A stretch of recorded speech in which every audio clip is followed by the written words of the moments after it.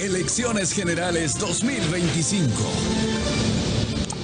Sí, vamos a hablar del debate presidencial que se desarrolló la pasada jornada en Santa Cruz de la Sierra entre Edman Lara, candidato del PDC, y también Juan Pablo Velasco de la Alianza Libre, que se desarrolló entre tonos intensos, varias propuestas, choques verbales, definiciones en base a los 5 ejes temáticos que han sido establecidos también por el Tribunal Supremo Electoral. La cita nos ha dejado sin duda momentos de tensión, promesas polémicas y un panorama más claro de cómo cada candidato entiende el poder y la gestión. Hoy vamos a analizar este tema con nuestros dos analistas que nos acompañan en esta mañana. Franklin Pareja, politólogo, a quien saludamos a través de Zoom. Muy buenos días, Franklin, gracias por estar con nosotros. Hola Claudia, muy buenos días a usted, a todos quienes tienen la gentileza de escucharnos y de vernos. Y también en SED nos acompaña Jaime Bravo, analista económico. Bienvenido, Jaime, nuevamente al Mañanero. Buen día, Claudia, un placer estar con ustedes. Un cordial saludo a Franklin y a toda la teleaudiencia de la Red 1. Bien, a continuación vamos a analizar entonces qué es lo que nos deja este debate vicepresidencial rumbo a la segunda vuelta histórica. Pero antes, por favor, quiero mostrarles cuáles han sido las declaraciones del Tribunal Supremo Electoral después del debate vicepresidencial. Aseguran que ganó la democracia y se espera ahora el debate presidencial. Nos vamos contentos porque venció la democracia. Es la postura del vocal del Tribunal Supremo Electoral, Gustavo Ávila, luego de una hora de debate con los candidatos a la vicepresidencia. Sí, nosotros creemos en realidad que el debate ha sido organizado por el órgano electoral con un propósito. Ahora el pueblo boliviano, porque ese es el propósito, tiene que evaluar y después tomará la decisión el 19 de octubre. Es eso, es fortalecer la democracia y como parte del órgano electoral nos vamos satisfechos con eso y les agradecemos a ustedes también la presencia. Este 12 de octubre se llevará adelante el debate con candidatos a la presidencia. Sin embargo, el trabajo de cara a la segunda vuelta continúa. Pero también no descuidar el tema de la logística, CIREPRE, cómputo, en lo que estamos enfocados como órgano electoral. El pueblo de Bolivia el 19 de octubre va a poder tener, y en eso nos comprometemos, un proceso electoral seguro, transparente y confiable. Por lo tanto, también estamos encomendados en esa tarea.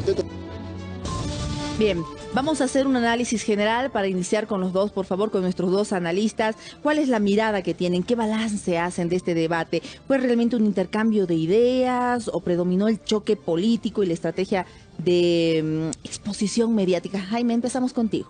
Claro que sí. Bueno, en realidad era un debate que llamaba la atención mucho por todo lo que habían presentado los dos candidatos.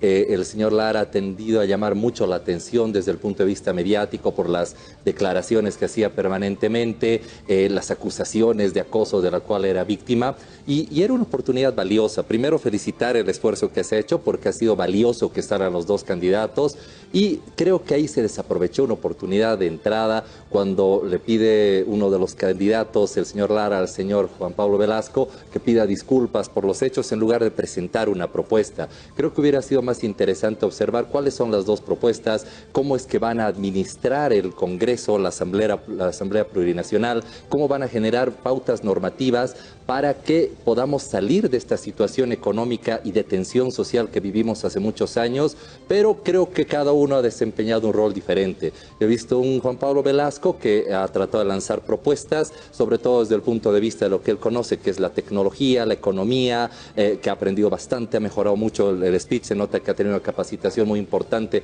durante este tiempo. Y por el otro lado, el señor Lara, que ha presentado básicamente ataques, se ha centrado mucho en el tema de los tweets que habría escrito supuestamente el señor Velasco, y no hemos visto mucho más allá de ello. Seguramente están pensando en diferentes públicos. Yo creo que a estas alturas mucha gente ya tiene definido su voto. Va a ser muy poco probable que avancen hacia el otro sector o que alguien se desdiga de su voto, pero creo que para ese público que aún estaba indeciso, ese votante que aún no tenía una certeza de por quién votar, ha visto dos posiciones. Una que ha marcado confrontación, que me imagino que es parte de lo que la estrategia del señor Lara ha planteado, y el otro que ha tratado de marcar propuestas, serenidad y tratar de generar algún tipo de acuerdo en pos de una visión de futuro. Franklin, ¿qué balance hace del debate? ¿Cuál es su mirada general? ¿Hubo realmente presentación de propuestas o exposición mediática?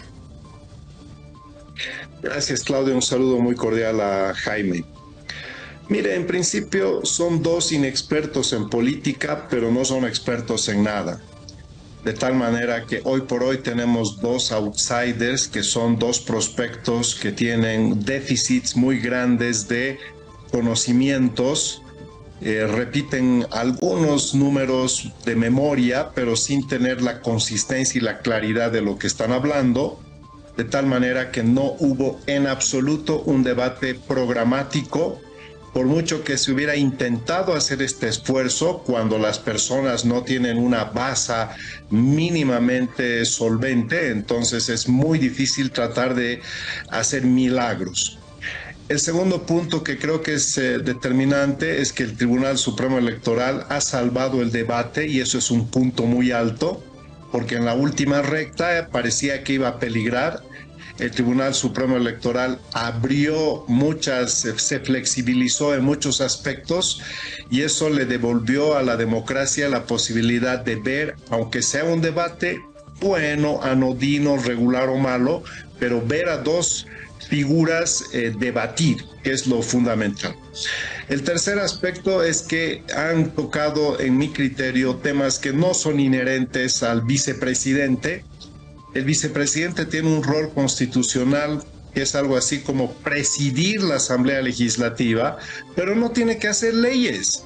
Entonces ha habido un fallo estructural en la forma de enfocar el debate propiamente, de tal manera que si uno le dice cambiar la ley de inversiones, el vicepresidente no tiene nada que ver en ese aspecto, cambiar la ley de minería, es decir, estos temas son inherentes a los sectores, para eso hay políticas sectoriales. Entonces, también ha habido una forma muy, diría yo, desacoplada de confrontar los ejes temáticos para los candidatos a vicepresidentes. Otro de los aspectos es que como hubo demasiado celo, particularmente del candidato Lara, los moderadores prácticamente no han intervenido en nada, lo cual ha bajado la rigidez y una examinación más profunda, porque era como que los examinadores no querían jugar un rol para evitar para evitar ser tildados de que están ejerciendo algún sesgo. Pero bueno, vayamos ahora a la parte del debate propiamente. Yo creo que ha habido una comprensión en función a una estratificación social. El señor Lara se ha tratado de enfocar en dos aspectos, como un niño plebeyo frente a un niño rico. Tú eres racista y eres corrupto, ¿no? Vinculado al tema de los tweets y vinculados a lo de fácil. Eso puede tener una atracción importante en los sectores populares, que precisamente en un país como el nuestro sigue habiendo una profunda vena clasista y también racista. Pero como Edman Lara y también el señor J.P. Velasco, ninguno de los dos en esencia es indígena, entonces esto tiene más que ver con una estratificación social.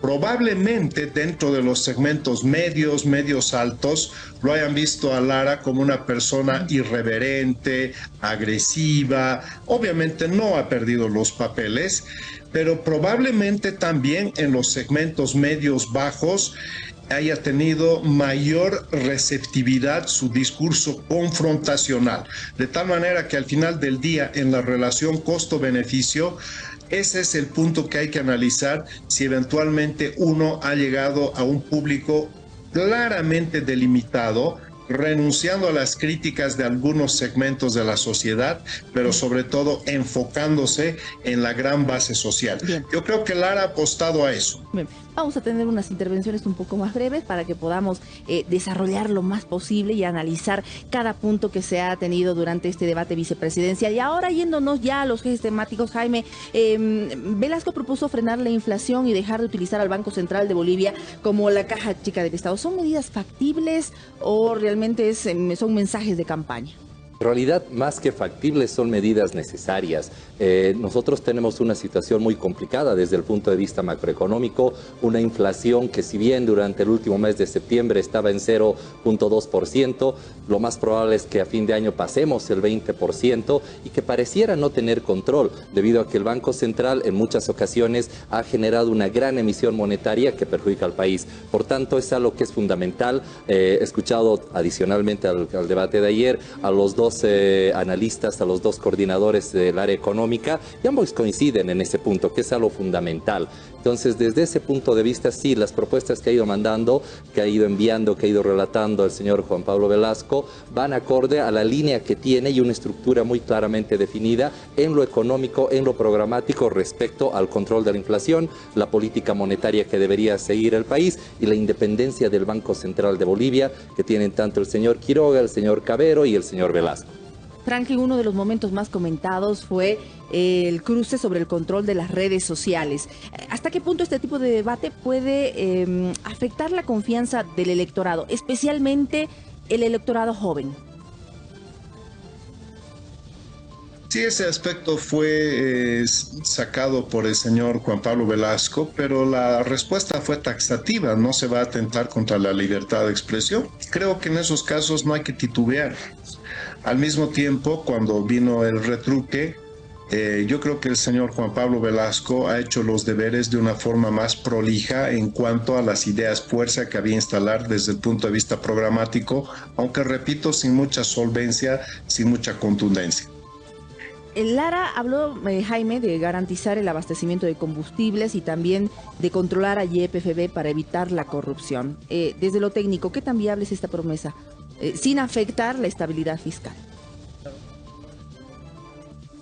Subvenciones adicionalmente, y creo que ahí tal vez falta un poco de concatenación de ideas con lo que propone el señor José Gabriel Espinosa y Rodrigo Paz, el señor Rodrigo Paz, que es candidato a la presidencia.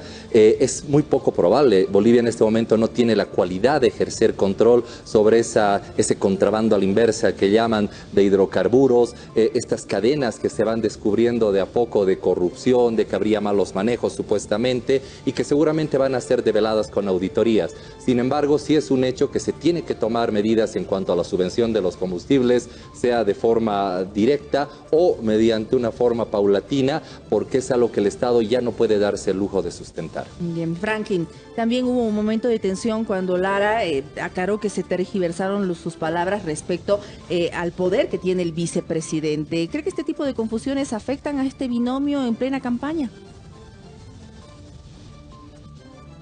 Claro que han ido afectando, esas han sido las frases más polémicas de Lara, que en algún momento parecía un candidato presidencial adjunto. Entonces, Lara ayer públicamente le volvió a pedir disculpas a Rodrigo y además tratando de utilizar este artilugio de decirle: yo pido disculpas, tú no pides disculpas. Entonces, repito, Lara tiene una impronta hostil, tiene una impronta más de ataque. Juan Pablo Velasco actúa con mucha candidez, con mucha serenidad, y entonces se veían dos personalidades absolutamente antagónicas. Por eso yo creo que los segmentos sociales, en este caso, han recibido estos dos tipos de desempeño de forma muy diferenciada.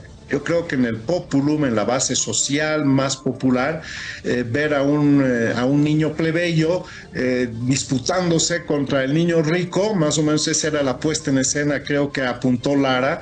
Quizás claramente le llevaba a eso, a querer tratar de traccionar el pensamiento y sentimiento popular. En cambio, el señor Juan Pablo Velasco, muy correcto políticamente, no se salió en ningún momento de sus controles, trató de mantener las ideas fuerza. Eso probablemente haya gustado más en el segmento medio alto. Entonces, cada cual jugó para un segmento determinado. Yo lo que veo es que al final tenían su estrategia preparada y están apuntando a públicos diferenciados separados. Velasco propuso atraer inversión extranjera y una nueva ley de hidrocarburos. ¿Bolivia está en condiciones de ofrecer seguridad o seguridad jurídica y confianza en este tipo de inversión? Y probablemente esa es una de las labores más importantes de los candidatos a vicepresidente, porque ellos tienen que generar las alianzas, los acuerdos, los pactos suficientes para que Bolivia pueda tener un marco normativo adecuado en función a una visión de Estado. Bajo este punto de vista, sí, los dos candidatos vicepresidenciales han hablado que se tienen que hacer cambios y modificaciones en la Constitución, generar nueva normativa para atraer inversión, y esto es fundamental, porque sin inversión extranjera es muy poco probable que que logremos avanzar a una siguiente etapa en cualquiera de los dos planes de gobierno. Entonces, sí, esto es algo que es necesario y es fundamental, y por supuesto que el marco normativo, ley de hidrocarburos, ley del mercado de valores, tal vez alguna reforma a la ley de pensiones, leyes del sistema financiero, leyes mineras y otras leyes sectoriales, tienen que ser tratados y abordados mediante consensos. No olvidemos que tenemos una asamblea muy decisionada por diferentes propuestas y partidos políticos. Franklin, ¿qué lectura hace del manejo emocional de ambos candidatos? ¿Hubo dominio escénico o excesos de reacciones frente a los ataques? Creo que hemos visto lo que ya sabemos, las personalidades. El uno es más, diría yo, sereno, Juan Pablo Velasco, y el señor Lara tiene una impronta más explosiva. Eso no ha sido un descubrimiento, eso básicamente se ha reflejado el día de ayer en el set. Lo que sí se puede poner en alto o poner de relieve es que ninguno se salió de sus casillas, para decirlo en términos prosaicos. Ambos mantuvieron una especie de relativo control emocional, como usted dice, Claudia. Uno fue decidido a atacar porque además llegó hasta papeles y eso quería mostrar, mire, el tema del banco fácil, en fin. Los moderadores no quisieron intervenir en lo más mínimo. La presencia de Maggie Talavera y de Tufiare se nota que ha estado muy forzada, no ha sido parte del encuadre, pero entró a última hora. Pero al final del día yo creo que lo más importante es que hubo debate, hubo confrontación, por lo menos no de grandes ideas programáticas, pero sí estamos redemocratizando la democracia. Y por último, este no es un país donde los vicepresidentes tienen una gran influencia y un gran peso específico. Este es un país presidencialista. Los vicepresidentes tienen que tener un trabajo muy coordinado con su presidente, caso contrario van a estar neutralizados. No son los que llevan la política económica, no llevan la política social, forman parte del gabinete, pero no toman decisiones estructurales. Así que básicamente la labor de los vicepresidenciables va a pasar al anecdotario. Los realmente tomadores de decisiones en un país presidencialista son los candidatos a presidentes. Jaime, desde su mirada económica, ¿qué propuesta de debate consideraría la más realista y la más riesgosa que presentaron anoche? Lo que pasa es que ayer, y coincido en eso con Franklin, cada uno jugó un rol, un papel diferente. El señor Lara apuntando a la impronta que él tiene, a la forma de expresarse que tiene, prácticamente no generó ninguna propuesta en lo económico. El señor Juan Pablo Velasco sí mantuvo la línea que tiene toda la campaña de Libre, tanto el señor Quiroga, el señor Cavero, toda la propuesta macroeconómica, ha tratado de desplegarla adecuadamente, de mostrar cuáles son las vías, las formas, los objetivos que se persiguen. En un debate de una hora es poco probable entrar en detalles del cómo se va a hacer, pero sí mantiene una línea de atracción de inversión extranjera, de generar dólares a la economía, de hacer una reinyección para que la gente pueda acceder a sus recursos nuevamente y conseguir recursos para reactivar todo el aparato productivo. Desde ese punto de vista, la visión de Juan Pablo Velasco quedó mucho más clara versus la visión del señor Lara, que sí siguió un rol, un papel apuntando un segmento, pero que probablemente ayer podría haber generado algo más para atraer un poco de los otros segmentos. Ya para ir finalizando, Franklin, ¿cuál de los dos candidatos tuvo una mejor conexión con el público según su mirada? ¿Y qué impacto cree que tendrá este debate para la segunda vuelta? En un país con una fuerte estratificación social, creo que cada cual ha apuntado a un segmento diferente. Por tanto, es probable que su estrategia se haya basado en eso. Claramente estamos ante la presencia de dos inexpertos, de dos outsiders de la política que van en la segunda línea, y en la primera línea van dos profesionales políticos, tanto Rodrigo como Tuto Rodrigo son profesionales de la política, una gran diferencia. Así que cuando veamos el debate presidencial, el debate vicepresidencial va a quedar completamente en el anecdotario. han cometido muchísimos errores de tipo conceptual, se han equivocado garrafalmente en algunos temas, particularmente de política económica, pero que los que no se pueden equivocar son los candidatos a presidentes, porque a ellos sí se les va a cobrar. En cambio, el rol vicepresidencial no es que sea secundario, pero repito, en un país como el nuestro es bastante limitado.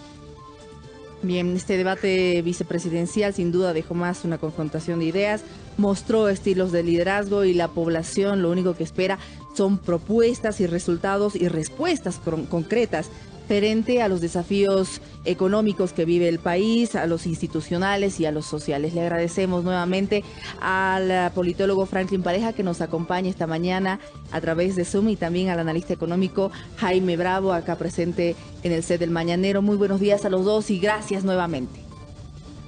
Un gran saludo. Hasta luego. Gracias, feliz de estar con ustedes. Bendiciones. Gracias, que tengan muy buenos días. Continuamos, pero tenemos mucho más para desarrollar aquí en Uno Decide junto a